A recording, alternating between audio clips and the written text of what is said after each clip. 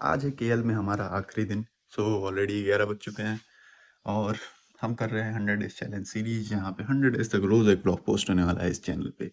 सो आज के दिन हम केएल मतलब कुआलालंपुर मलेशिया से वापस जाने वाले हैं इंडिया। सो अभी हमने कर ली पूरी पैकिंग, यहाँ से करते हैं चेकआउट और जाते हैं थोड़ी बहुत, क्योंकि शॉपिंग बची है यार। एक्चुअली में मैंने चॉकलेट्स खरीद लिए, अपने लिए कुछ नहीं किया। और मैं और मेरा फ्रेंड अभी जाएंगे, क्योंकि अभी भी हमारे पास 3-4 घंटे बचे हैं एयरपोर्ट जाने से पहले। तो देखते हैं, कुछ मिल पाता है तो अपने लिए भी कुछ लेते हैं। मॉर्निंग में किया हमने अच्छा सा ब्रेकफास्ट, जहाँ ढेर सारे ऑप्शंस में हमने चूज़ किया अपना नूडल और लिया कुछ फ्रूट जूस। ब्रेकफास्ट करके और सीधे चल दिए नेक्स्ट वाले मॉल में शॉपिंग करने, जहाँ पे हमें दिखी ये क्यूट सी परफॉर्मेंस। यहाँ से शॉपिंग करने के बाद मैंने डिसाइड किया कि मैं जाऊँगा सेंट्रल मार्केट, कुछ सामान लेना था मुझे वहाँ से। तो बाकी विकास को मैंने दे दिया बैग और हम फिर डायरेक्ट मिलने वाले हैं एयरपोर्ट पे। तो अभी ये परफॉर्मेंस विकास एंजॉय करेगा और मैं यहाँ से चलता हूँ सीधे सेंट्रल मार्केट। उसके लिए पकड़ता हूँ जाके अपनी मेट। रास्ते में हमें दिखा ब्रिज के नीचे ये अंडरग्राउंड स्केटिंग पार्क। सच बताऊँ तो ये मैंने सिर्फ मूवीज़ में देखा था और देख के काफ़ी कूल लग रहा था।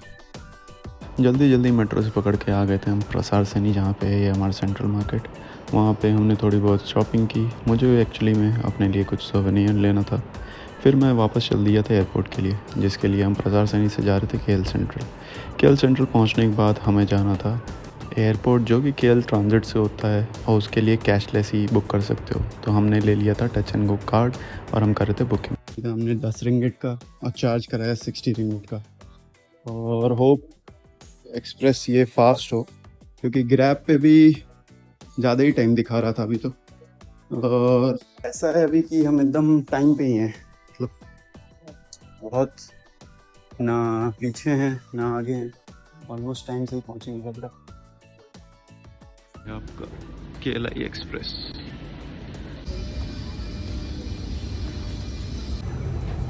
केएलआई एक्सप्रेस ही है जो फास्टेस्ट वे है एयरपोर्ट पहुँचने का। सो अभी तक तो हम टाइम पे हैं। आई होप 5:15 तक मैक्स पहुँच जाएंगे और सिक्योरिटी में ज़्यादा टाइम नहीं लगना चाहिए। तो हमारी फ्लाइट 7 बजे है, तो 6 बजे तक सब हो जाना चाहिए। आज मेरी केएल की ट्रिप ख़त्म होने वाली थी और मैं सब कुछ बस कैप्चर करना चाह रहा था, क्योंकि इंडिया से दूर ये मेरी पहली ऐसी इंटरनेशनल ट्रिप थी, तो ये काफ़ी स्पेशल है।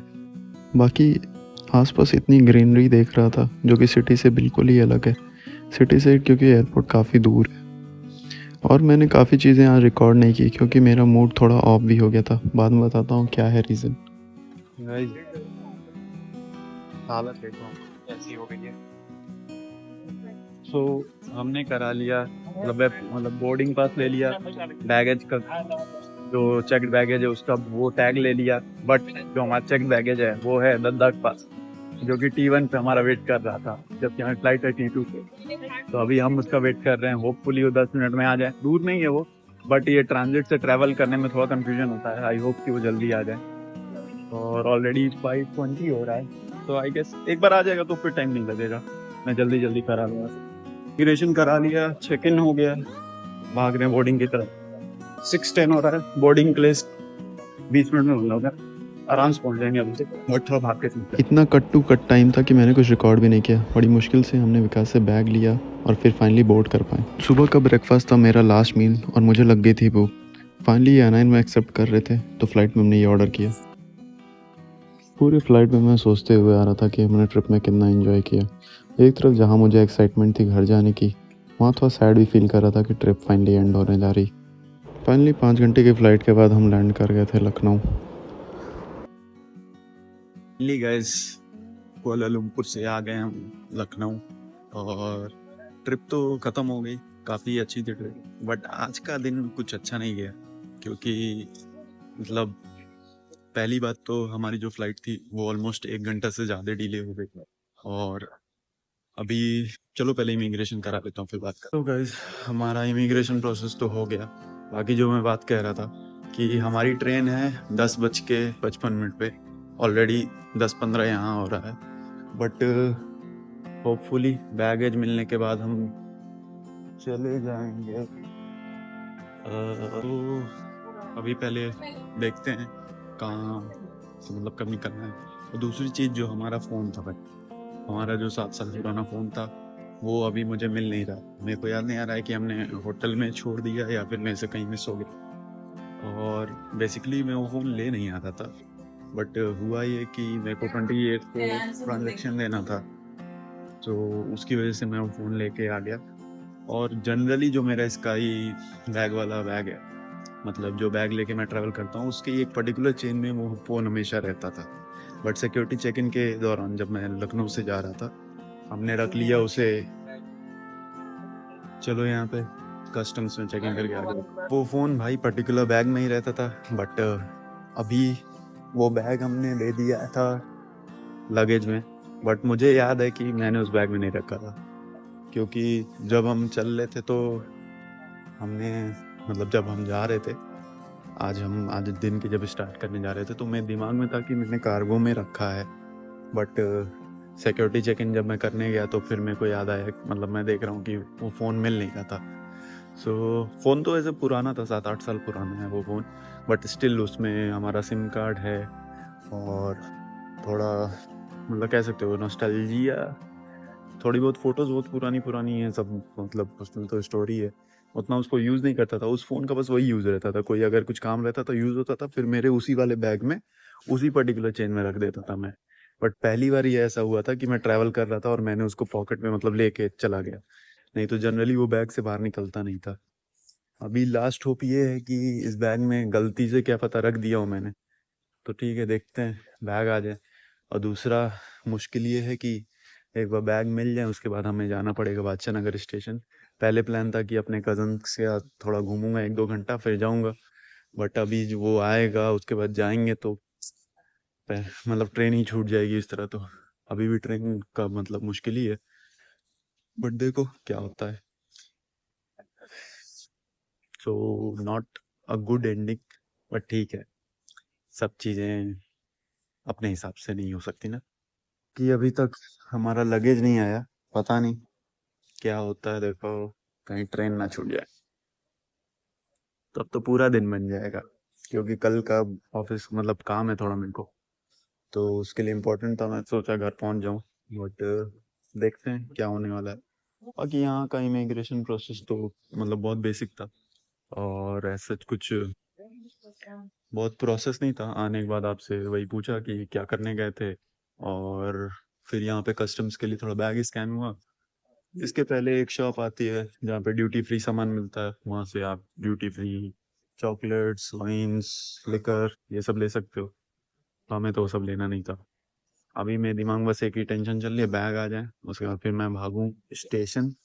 एक बार स्टेशन पहुंच गया फिर एक बार बैग को भी चेक करूंगा, बट मेरे को पता है कि बैग में है नहीं, क्योंकि मेरे को पूरा सेंस था कि मैंने पॉकेट में ही रखने का सोचा था। और होटल पे भी हमने चेक कर लिया, कॉल किया था, कोई लॉस्ट एंड फाउंड में मिला नहीं। तो मोस्टली वो खो ही गया है, अब कहाँ खोया ये क्लियर नहीं है। सो उसका भी प्रोसेस देखना पड़ेगा कि क्या करना है। अगर टाइम रहता तो अभी मैं एयरटेल सिम, जो मतलब एयरटेल स्टोर होता है, वहाँ पे जाके सिम ब्लॉक करके एक फिजिकल सिम के लिए अप्लाई कर देता। बट मेरे को लग रहा है कल ही करना पड़ेगा ये। एक बार ये बैग आ जाए, कंफर्म हो जाए, उसके बाद फिर प्रोसेस देखते हैं क्या करना है। भाई दुनिया जहाँ के बैग आ गए, बट हमारा बैग नहीं आ रहा अभी तक। तो देखो भाई, हमारा बैग आ गया, ले लिया गैस। बट अभी मुझे थोड़ा थोड़ा वो लग रहा है कि थोड़ा वो लग रहा है कि कैसे खोल के चेक करूं कि मेरा फोन उसमें है कि नहीं। सो ऑलरेडी अभी 11 बज रहे हैं, देख ही लेते हैं यार, उसके बाद चलेंगे स्टेशन।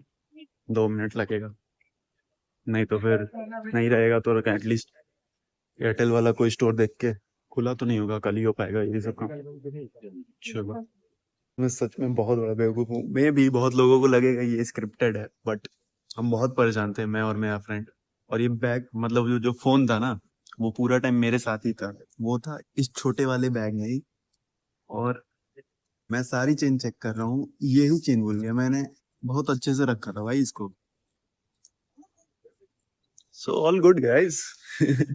मैं भी आपको लगेगा स्क्रिप्टेड, वो कसम से बता रहा हूँ, स्क्रिप्ट स्क्रिप्ट कुछ नहीं था भाई, मेरी सही में फटी पड़ी थी यार, इतना पूरा सिम विम वाला झंझट था यार।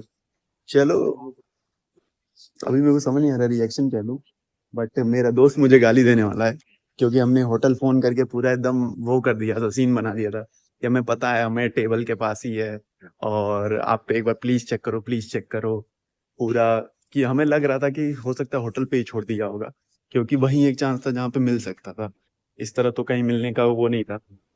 बट ये पूरे टाइम मेरे साथ ही लगा है और मतलब इतनी खुशी हो रही है ना। बट सबसे मेन काम अब चल के, चलो ये सब तो चिल हो गया, चल के ट्रेन पकड़ते हैं, भागते हैं। बट सही बता रहा हूँ, कोई स्क्रिप्टेड नहीं था भाई, मतलब अगर मैं अभी ये वीडियो देखता मुझे भी लगता कि एक्टिंग कर रहा है, बट लिटरली बता रहा हूँ मेरा मूड ऑफ था, मैंने कोई रिकॉर्ड नहीं किया। ठीक, रास्ते भर बहुत मिनिमल कि ठीक है।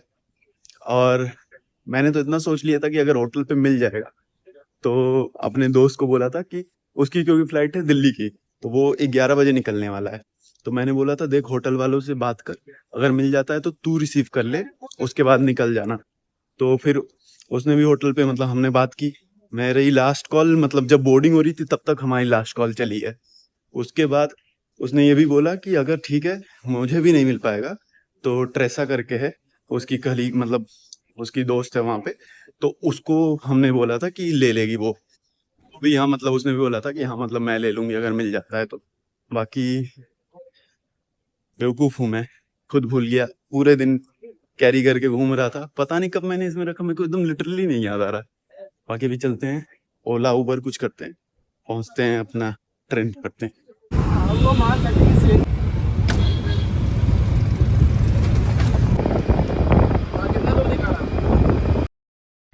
और इसी के साथ इस व्लॉग को करते हैं एंड, और ऐसी ढेर सारी वीडियोस के लिए इस चैनल को सब्सक्राइब कर लो।